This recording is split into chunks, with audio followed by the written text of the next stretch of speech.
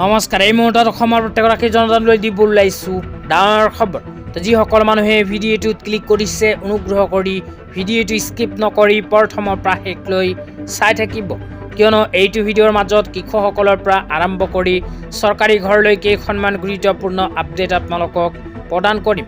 তো অনুগ্ৰহ কৰি ভিডিঅ'টোত ক্লিক কৰিছে যদি ভিডিঅ'টো স্কিপ নকৰি প্ৰথমৰ পৰা শেষলৈ চাই থাকিব। লগতে মোৰ চেনেলত নতুন হ'লে প্লিজ চেনেলটো ছাবস্ক্ৰাইব কৰি মোৰ লগত থাকিব আৰু ভিডিঅ'টো ভাল লাগিলে অনুগ্ৰহ কৰি শ্বেয়াৰ কৰি দিব। তো বলক ভিডিঅ'টো আৰম্ভ কৰি আজিৰ প্ৰথমটো গুৰুত্বপূৰ্ণ আপডেটৰ বিষয়ে বিস্তাৰিত জানি লওঁ।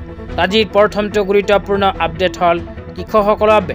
তো কৃষকসকলৰ বাবে এক বিশেষ আপডেট ইতিমধ্যে আমাৰ হাতত আহি পৰিছে।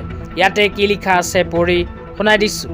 ইয়াতে লিখা আছে, কৃষকসকলৰ বাবে আমাৰ চৰকাৰে যথেষ্ট আঁচনিৰ ব্যৱস্থা কৰিছে। এই আঁচনিসমূহ লাভ কৰিবলৈ কৃষক পঞ্জীয়ন কৰাটো বাধ্যতামূলক।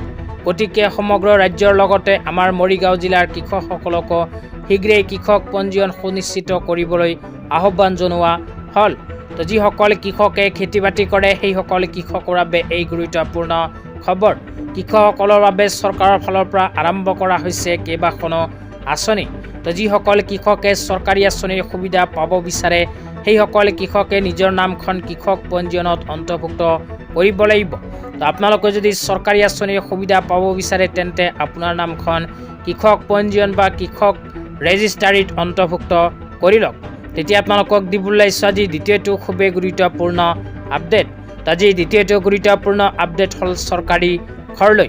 তো যিসকল মানুহে চৰকাৰী ঘৰ পোৱাৰ বাবে আবেদন কৰিছিল বা জিঅ' টেগিং কৰিছিল সেইসকল মানুহৰ বাবে আহি গ'ল ভাল খবৰ, কিয়নো অসম চৰকাৰে অতি শীঘ্ৰেই প্ৰদান কৰিব চৰকাৰী ঘৰৰ টকা।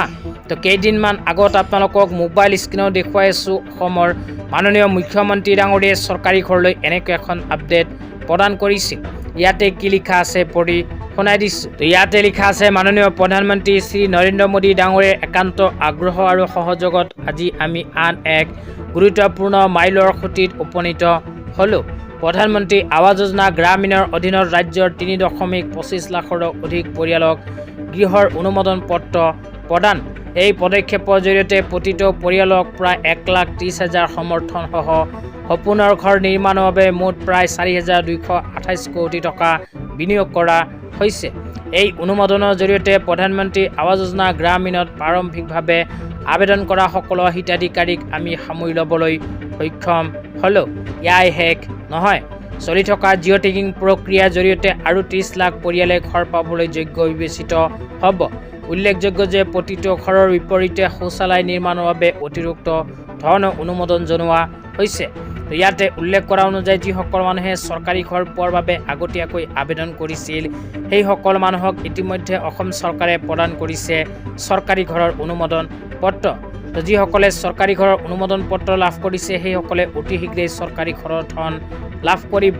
লগতে যিসকল মানুহে নতুনকৈ চৰকাৰী ঘৰ পোৱাৰ বাবে জিঅ' টেগিং কৰি আছে তেনে 30 লাখ পৰিয়ালক আগন্তুক দিনত অসম চৰকাৰে আকৌ নতুনকৈ প্ৰদান কৰিব চৰকাৰী ঘৰ। তো আজি ইমানেই।